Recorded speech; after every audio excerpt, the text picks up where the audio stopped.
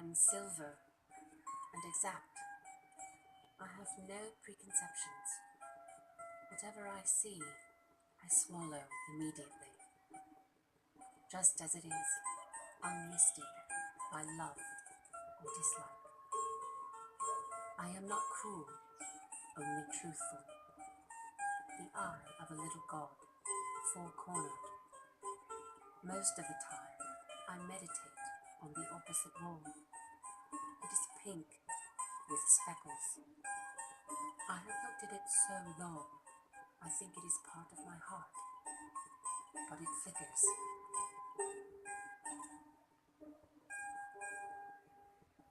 Faces and darkness separate us over and over.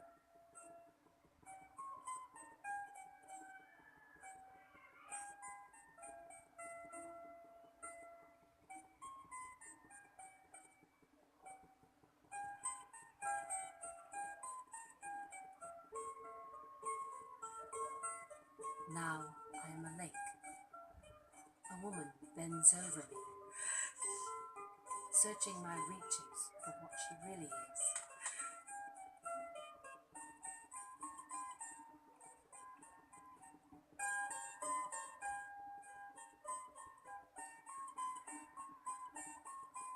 Then she turns to those liars,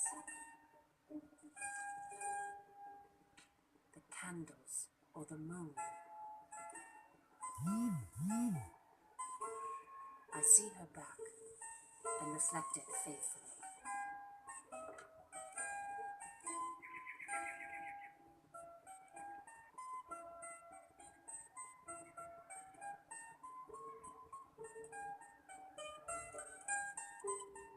She rewards me with tears and an agitation of hands. I am important to her. She comes and goes. Each morning it is her face that replaces the darkness. In me, she has drowned a young girl, and in me, an old woman rises toward her, day after day, like a terrible fish.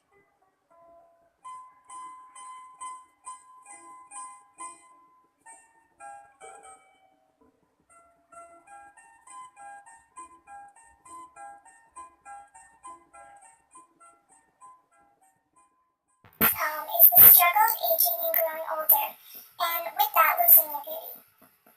The tone of the poem gets progressively more sad and melancholy as the mirror witnesses the owner become older. And because this poem is written from the view of the mirror, the poem relies heavily on personification, which is used continuously throughout the text. The mirror describes itself as exact and having no preconceptions, meaning it only reflects what it sees with an unbiased eye.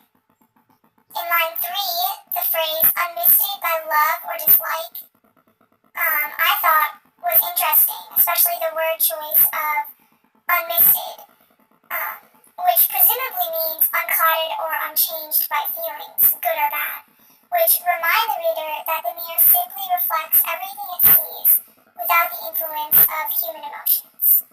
The use of the word God is significant because the mirror is claiming tremendous power, which it does have over the thoughts of the girl looking in the mirror.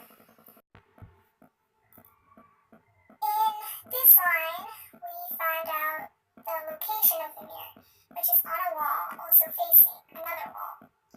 The mirror is continued to be personified, claiming it is meditating, meaning thinking deeply about something, as if the mirror has a mind of its own. We find that the mirror is thinking about the pink speckled wall it is facing. Plath uses enjambment from the 7th to the 8th line to symbolize the extensive time the mirror has been looking at the wall. The mirror is again personified when it states, I think it is part of my heart, which makes it seem as if the mirror has feelings and emotions. Plath continues to develop these emotions when she writes, faces and darkness separate us over and over, leaving the reader the impression that the mirror is almost sad to be left in nothing but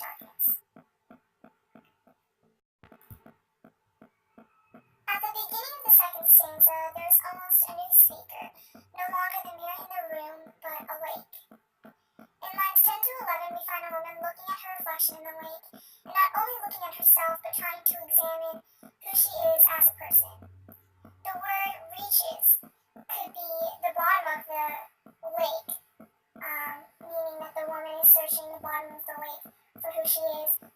The woman turns away from the lake and towards the light of the candles or the moon, which the speaker calls liars, because they do not reflect the person's true appearance like the lake does, but they rather hide a person's impurities or blemishes, and maybe even beautify their appearance more because of this light. The speaker also stands by its opinion that it is a truthful being or thing, because it continues to reflect the back of the woman as it appears to look.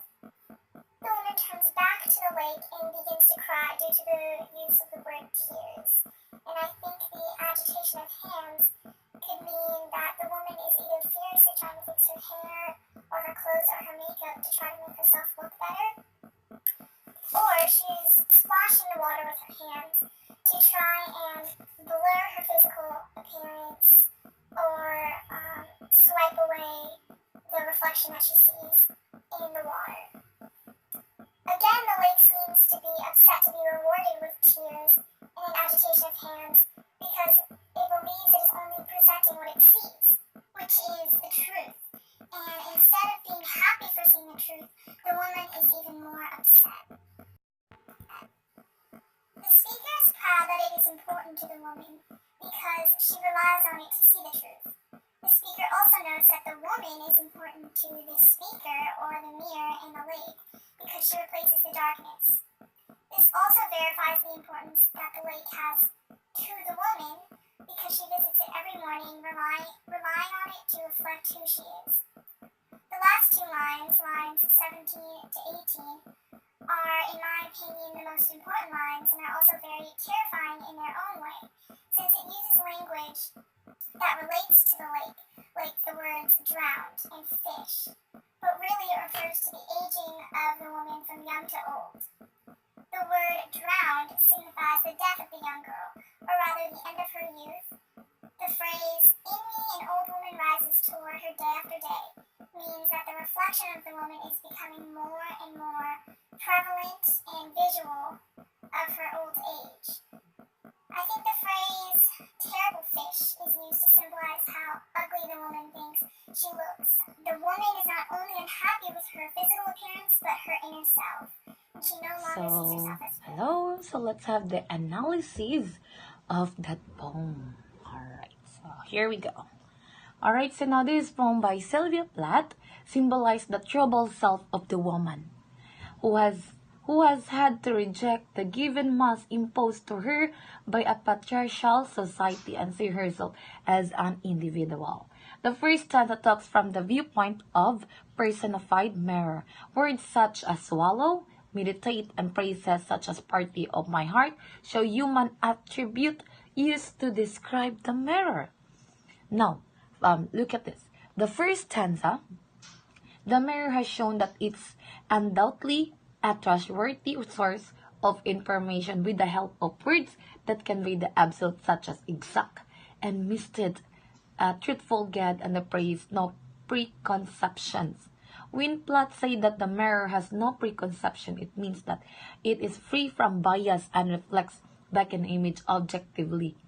The mirror doesn't have emotion, love, like, or dislike. It gives a reflection of an object as it really is, without any alteration. Hence, it described as being unmisted. This has been stated in the line, "Whatever I see, I swallow immediately as well," might blur, miss, or distort. It tried to convey that it's a favor of the hard reality of life. The truth, farther white, does not offer moral judgment. It is able to observe and understand its owner, the woman, as she grapple with the reality of aging. So ito po 'yon. So as you read the whole poem, is the foam is, for me, the foam is, it show the reality that this is our face. This is our face. So when you're going to look at the mirror, you can see individual. Ikaw lang. Ikaw lang yung makikita mo sa mirror mo. Pero na lang kung dalawa kayo magsasalamin, di ba? Pero when you're going to have alone, look at your mirror and it see that there is ikaw lang yung, mismo sarili mo lang yung makikita mo. Yung parang makikita mo na itong mukha na to, tatanda to. Itong mukha na to, hindi ito yun. Hindi pa to yung, the mirror, it shows the reality na natatanda ka talaga. Yun lang. And then, as you can, whatever I see, I swallow immediately as well, where the mirror, it's said to take everything in confront without making judgment that may blur.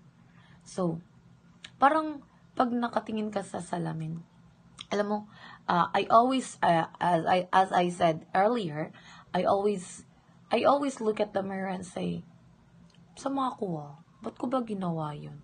It reflects. When you're going to see in the mirror, it reflects that you've done something, but the mirror will not judge you. But you and yourself can judge yourself.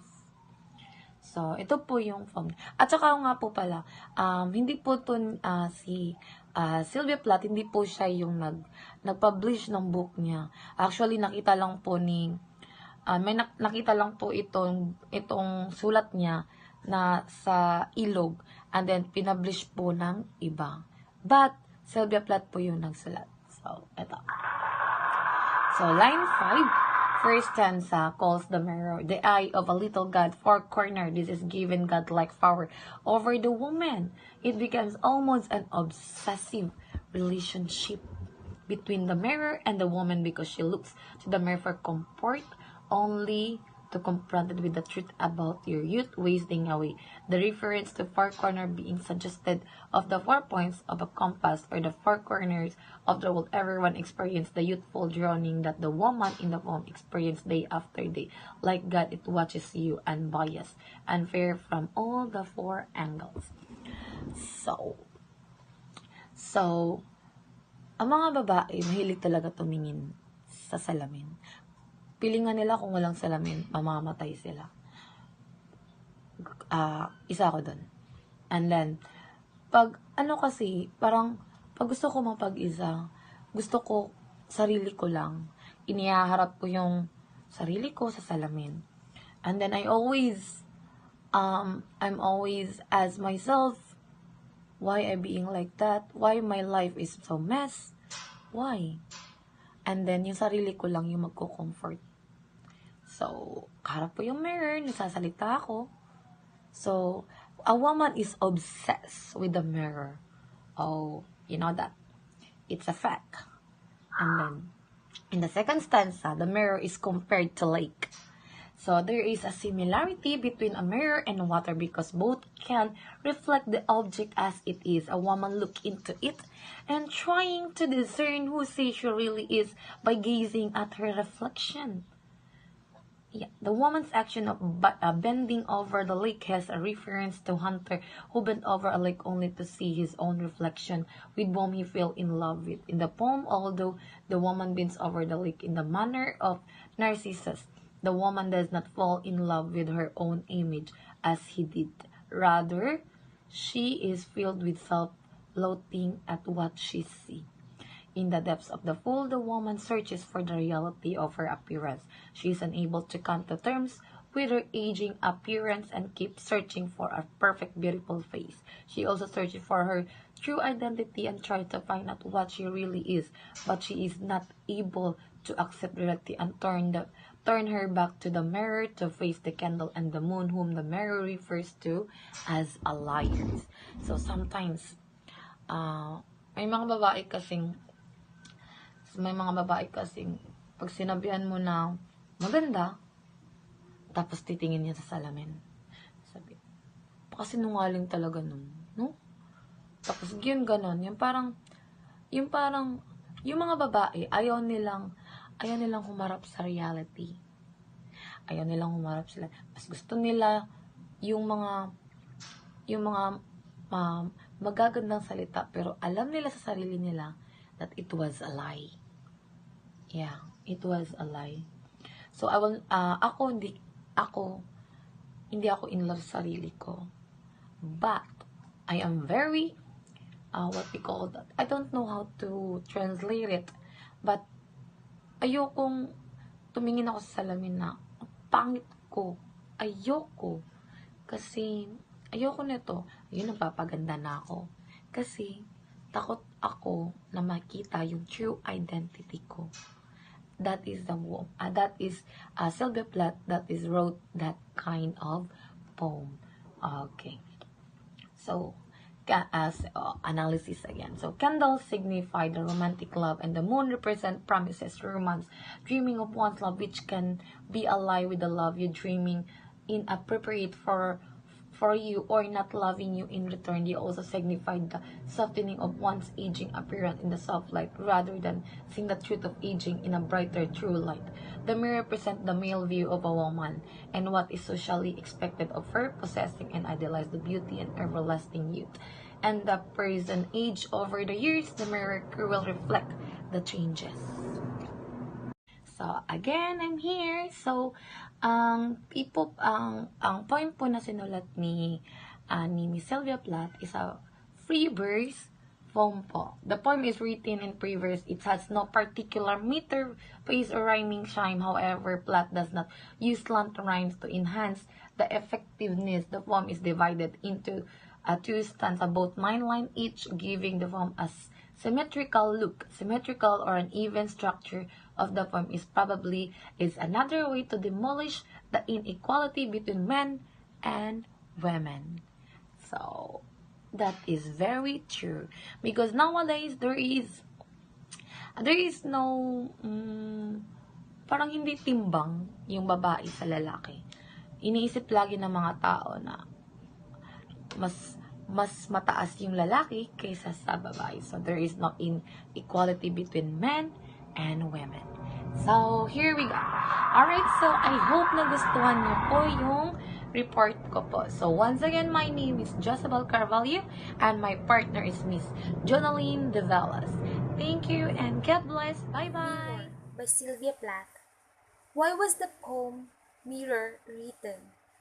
While it is impossible to say exactly why Plath wrote a mirror, there's no reason to believe her motive for writing this poem was any different from that of her other poems to express abstracts, emotions, and states of mind that cannot easily be captured in prose. While Mirror, written in 1961, just 2 years before the poet's suicide, likely contains many autobiographical elements that have to do with her difficult life. The poem is merit beyond the mere confessional. It is a compelling work of art and a remarkable piece of literature. Mirror was not published for another 10 years after Plath's death, when it appeared in Plath's book Crossing the Water, published by Ted Hughes Photo. Hello, it's me again. I am going to discuss the elements of the mirror by Sylvia Plath. The personification. Mirror is the poet has given a mirror a first-person voice. So the poem begins. I am silver, and exact. I have no personifications. This is the mirror speaking. It is direct, objective, and open. It has personality. This device allows the mirror to address the reader and any individual. At a personal level, you may know of a similar mirror in the fairy tale like Sleeping Beauty, where the vain, wicked queen looked into her mirror to ask, Mirror, mirror on the wall, who is the fairest of them all? In the sense of Plath, is asking the same question, but she does not receive a flattering answer. Metaphor. In the first stanza, The mirror declares, I am not cruel, only truthful. The edge of a little god, four-cornered. So the mirror becomes the eye of a little god, metaphorical speaking, and the start of the second stanza, now I am lake. The poet uses metaphor again. As the mirror becomes deep, reflective water, smile. The final few words, like a terrible fish, constitute a smile. My name is Janice Develos, and my partner is Jezebel Carvalho. Thank you for watching.